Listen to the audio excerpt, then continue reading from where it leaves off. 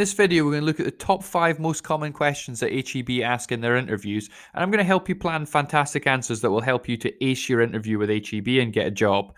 So let's look at a question that is a really crucial question that you have to answer well to be successful, which is simply, what hours can you do at HEB? They are really interested in finding out what times you can work here, and this is going to go a long way to deciding which candidate gets the job. And the way that people massively screw up this question is they immediately talk about all the times that they can't work and set the interview up in a very negative way. There is a much better approach, which is to show off a can-do attitude, to say yes to as much as possible, come across as really helpful and really flexible. And when you do that, you're showing that you're committed to the company. However, if you talk about all the times that you can't work and then say I can work other times, that is setting it up in a way that shows that you're not very committed to the job and there's other things that are way more important in your life than working at HEB. The other trick to really get them interested is to think carefully about what times it's more difficult to staff a store and volunteer to work at those times. So you're basically solving some of the company's problems, and that gets them really interested in hiring you. So the things that they look out for is they want people that have got a capacity to do some overtime, that can work last minute at short notice. When the stores open early in the morning, if you can be there early and you're reliable and you get up early in the morning, that's a great thing to mention. If you're happy to work on weekends, a lot of people would rather work Monday to Friday.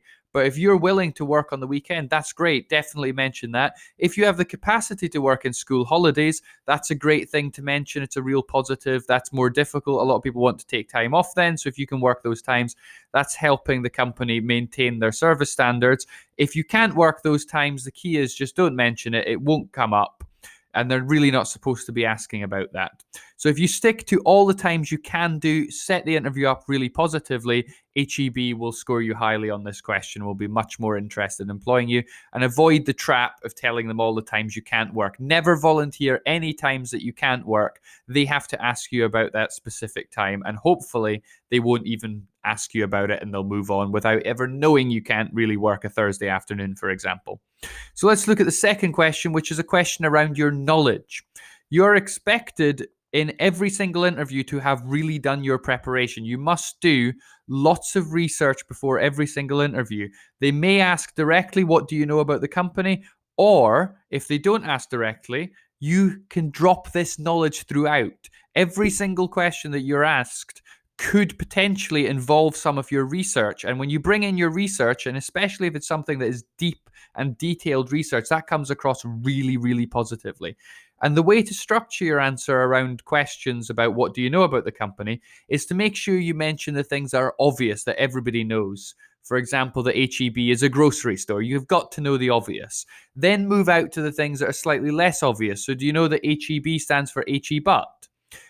And that it was founded by Florence Butt, that they donate 5% of their profits to charity. You could talk about their True Texas Barbecue that they hold, Central Market, they're founding in 1905. And then you start moving out into some things that are very specialist. So knowing about the vertical integration, which is how some of the products in their stores are actually manufactured by the company. And so they are self-supplying, which is a really good point to mention because that shows you've really done your research. My top tip for preparation is to visit the HEB newsroom. If you just Google that, it'll come up and you can see the most recent information about the company and you can drop in one or two of the most recent things, which shows that you've actually actively went out and done some research and you're very well prepared. Because people who are very well prepared for interviews are better employees. And if you're a manager interviewing someone that's done amazing research and amazing preparation, they're going to be so much more interested in hiring you. And so if you simply memorized this slide and all of this information and dropped some of those facts in throughout the interview, that would go a long way in helping you to get the job. So let's move on and look at another question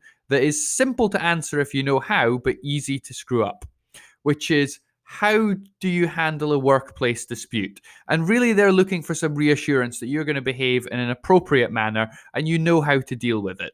So the 4 things that I would always recommend that you get into your answer is emphasize that you behave at all times with professionalism, that you know how to behave in the workplace, and that is as a professional, that you don't raise your voice, you don't argue, and you don't behave in any ridiculous ways. You always show professionalism.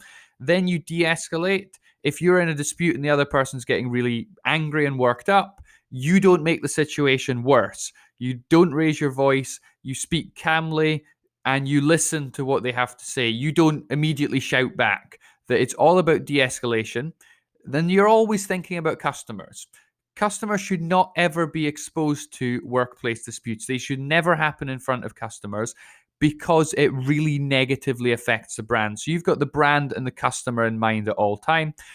And also you're solutions focused. If there's a dispute, all you care about is solving it. You want the dispute to go away. Your focus is solving the dispute and moving on. So if you get those 4 ideas, so mention that you behave as a professional at all times, that you de-escalate the situation, that the customer is at the heart of everything you do, and customers should never be affected or witness workplace disputes because that's not what the HEB brand's about, and that you are totally solutions focused and that you always want to solve the problem and get over the dispute. And if you get those 4 ideas in, they'll be really happy with your answer. So let's look at question number 4, which is another really key question that they want a good answer to, which is why HEB? Why do you actually want to work here? And you really need a convincing answer to this. So start by talking about some of the things that are special about HEB. Why do you like this brand? Why do you think this is a great supermarket? You've got to be really positive about it. And I'll give you some inspiration about that in a second. Think about, why do you actually want to work in grocery? Do you like working with customers? Are you passionate about food, for example? You've got to have some reason why HEB is special and why you actually want to work in grocery. You could talk about the possibility of having multiple careers. So you can move from working in the store to a management role, in a junior management role, then a senior management role, and perhaps move into corporate. So there is a massive career path that you could potentially spend your entire career with HEB and retire very successful. And you also have to make sure that at all times when you're answering the question, that you're showing lots of enthusiasm. They would rather employ someone who is enthusiastic about the company than someone who's quite indifferent about it.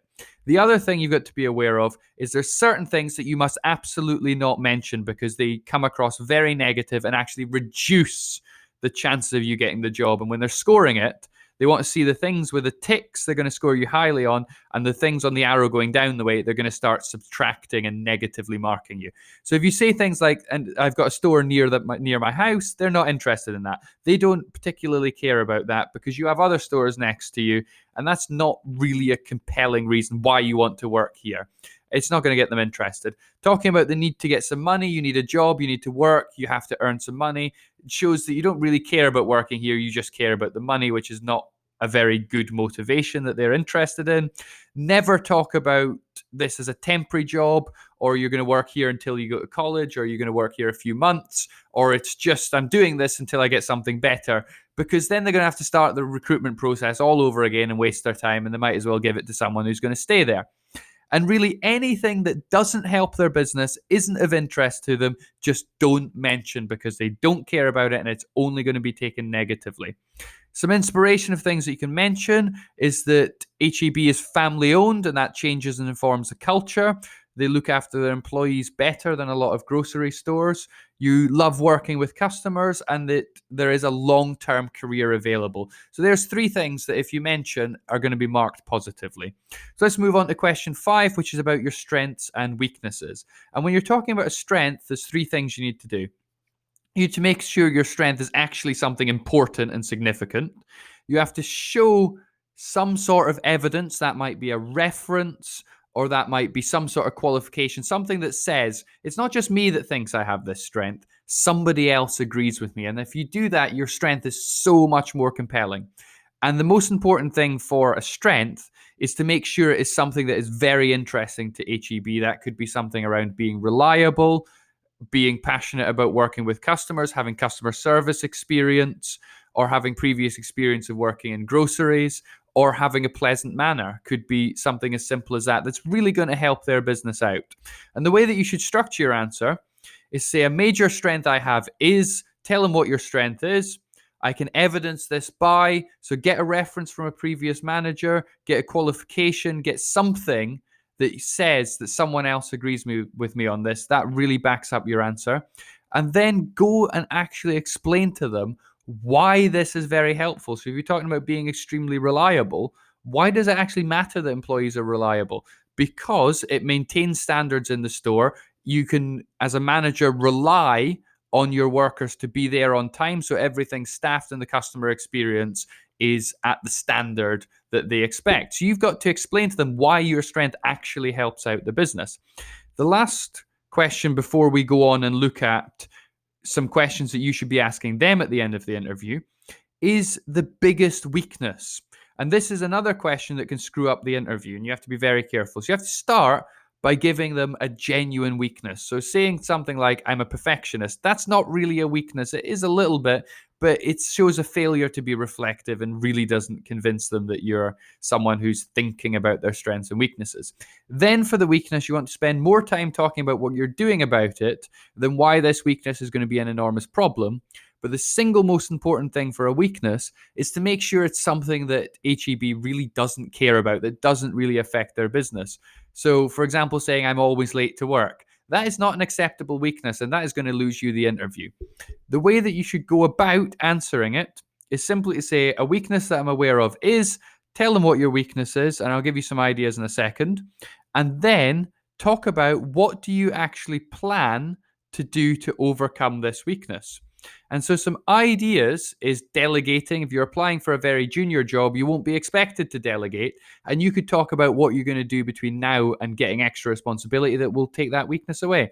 Only speaking English generally in the United States is not a significant weakness because most people, more than half at least, will also have that as a weakness, and probably the manager that's interviewing you, statistically speaking, is likely to have that as a weakness. And it's an easy one to talk about what you're doing about it. And particularly if you're applying for entry-level jobs, spelling isn't really going to matter. You're not going to be expected to do very much writing, and you can talk about how you're using an app or taking an online course to improve your spelling, and you can just explain away that weakness long term. So finally, we're going to look at some questions to ask. So definitely ask them about the next steps in the hiring process. That shows that you're really keen and enthusiastic and interested in getting the position.